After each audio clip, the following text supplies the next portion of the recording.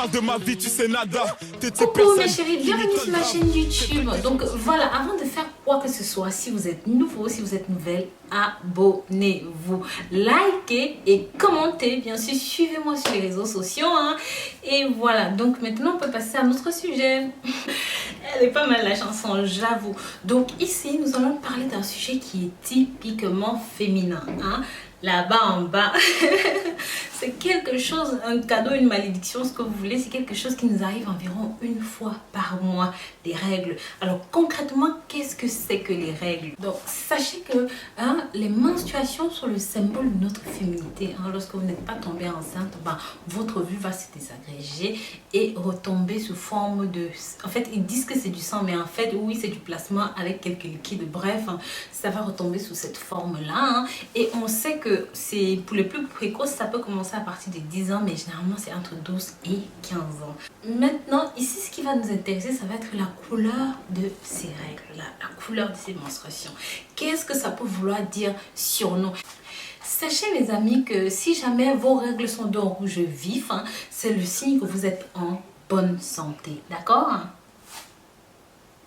Donc sachez que si jamais en dehors de la période des règles, vous avez un écoulement rosacé, vous avez quelque chose de rose qui vous sort, ça peut pas être les règles, ça peut être un signe soit d'infection hormonale, soit de blessure hormonale interne, soit tout simplement d'un début de grossesse. Vous les filles, vous savez de quoi je parle, il y a beaucoup de débuts de grossesse qui ont commencé par un petit filet de sang rosacé. Oui. Non, si vos règles sont d'un bordeaux foncé, rien d'alarmant, c'est normal. Ça veut dire que votre utérus est tout simplement en train d'expulser tout le sang. Mais si cela dure entre 7 et 10 jours, ce n'est plus normal. Ça peut être signe que vous allez souffrir peut-être de fibrome, vous avez peut-être un début de...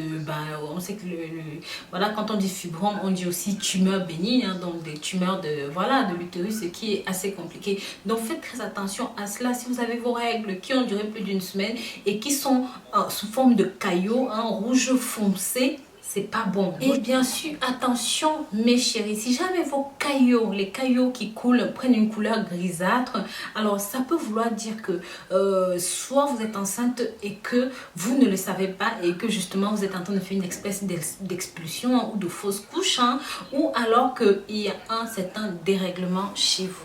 Alors le rouge orangé mes chéris, ça peut être un mélange de sécrétion vaginale avec vos règles. Donc c'est ça qui va donner cette couleur orangée. Mais attention, ça peut aussi être signe comme quoi vous souffrez de certaines infections, de certaines MST. Et cela entraîne généralement des odeurs indésirables mes chéris. Donc cela va généralement entraîner quelques odeurs indésirables. Vous allez voir que pendant vos règles, au lieu de sentir normalement comme les règles, ça va plutôt sentir fort, ça va sentir très mauvais. C'est peut-être un signe d'infection ou même d'MST.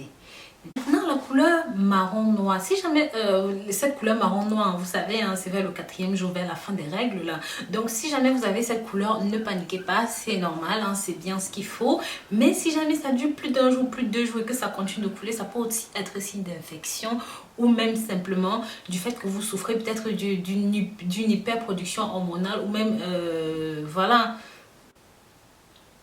Maintenant, si vous avez des petites taches noires de sang, cela peut être signe d'un début de grossesse ou d'une infection ou tout simplement dû à un déséquilibre hormonal mes chéris.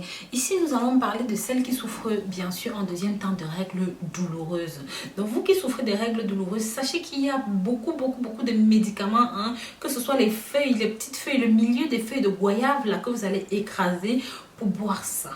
Donc vous faites une... Je suis sûre que beaucoup d'entre vous connaissez ça, vous prenez le petit milieu des petites feuilles de goyave, tant vous pouvez même les manger directement à la bouche. Mais généralement pour ceux qui sont au Cameroun, vous savez qu'on écrase et on met un petit peu d'huile rouge qu'on va lécher. Ça va tout de suite vous calmer tout ce qui est douleur au ventre, tout ce qui est machin. Ou alors vous prenez la cola, le Vita-Cola. Cette cola là, c'est pas la cola rouge mais c'est la cola blanche que vous allez mâcher. Cette cola va vous aider avec tout ce qui est fibrome, tout ce qui est douleur après les règles, tout ce qui est kyste ovarien, toutes ces choses, ça va vous aider mes chéris, il faut prendre ça.